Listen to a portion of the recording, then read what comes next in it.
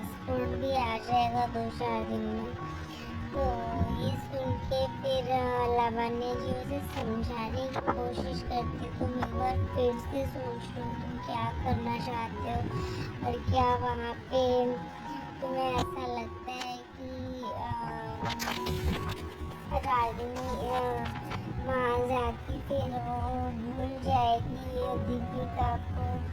तो ये सब वो उसे समझाने की कोशिश करती है लावण्य जो होती है वो चिराग को, देखो बेटा मैं नहीं जानती।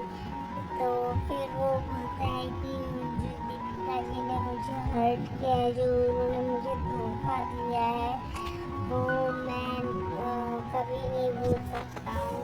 तो वो बोलती है कि वो तुम्हें लगता है और ऐसा तो कुछ नहीं है, जहाँ तक मेरा दिल है वो तो ऐसा नहीं मानता।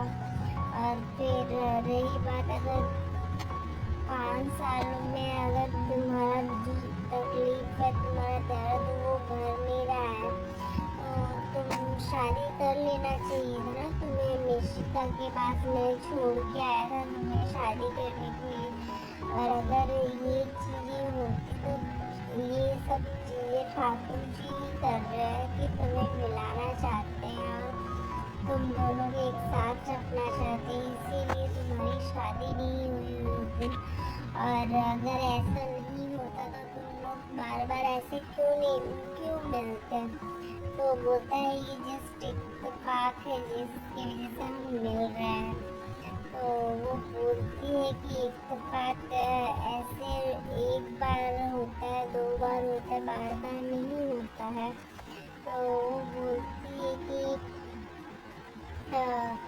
तुम्हें जो भी लग रहा हो, अगर तुम कल तुम्हें लावण्य बोलती उसे कि अगर कल तुम्हें दीपिका दिखेगी तो क्या तुम मान जाओगे कि ये सब ठाकुर जी का ही किया हुआ है तुम दोनों को मिलाने के लिए एक दूसरे से।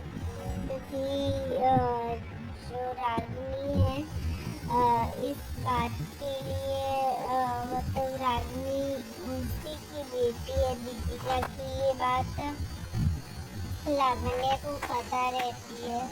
पर लावण्य जो होती है वो इस बात के लिए माफ़ी मांगती कि मैं तुम्हें ये बताए बिना अपनी बेटी की खोज कर रही थी, क्योंकि वो दीपिका के लिए वो परेशान थे। तो दीपिका को ढूंढने के लिए उन्होंने किसी को नहीं बताया था, पर वो सब से छुप के वो दीपिका का पता लगा रही थी कि वो कहाँ चली गई है, इतने समय से वो कहाँ रहती है। मतलब ये 5 सालों में वो बहुत उसके लिए परेशान रहती थी।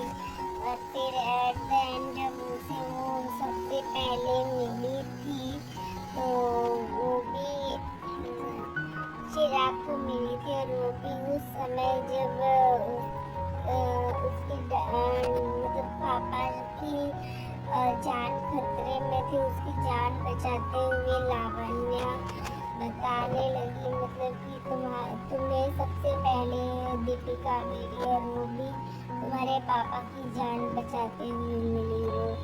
तो तुम्हें अभी भी लगता है कि वो गलत है और तुम्हें धोखा दे सकती है।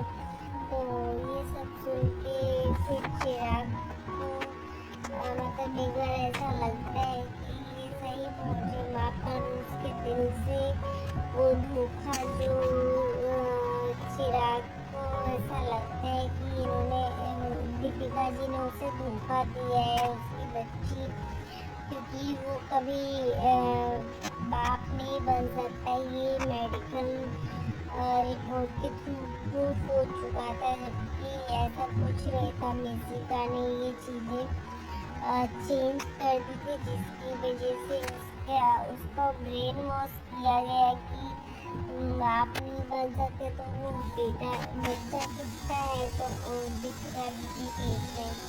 तो ये सारी चीज़ें उसकी मिसअंडरस्टैंडिंग की वजह से चिराग के दिल दिमाग में ये चीज़ें भर चुकी है कि लावन जो दीपिका जी है उसने उसे धोखा दिया है।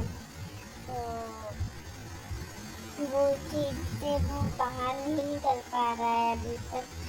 और तभी हम देखते हैं कि लावण्या भी उसे समझाने की कोशिश करती है और वो उसे बोलती है कि अगर कल तुम्हें दीपिका दिख जाती तो तुम क्या मतलब लंदन जाने का प्लान कैंसिल कर दोगे।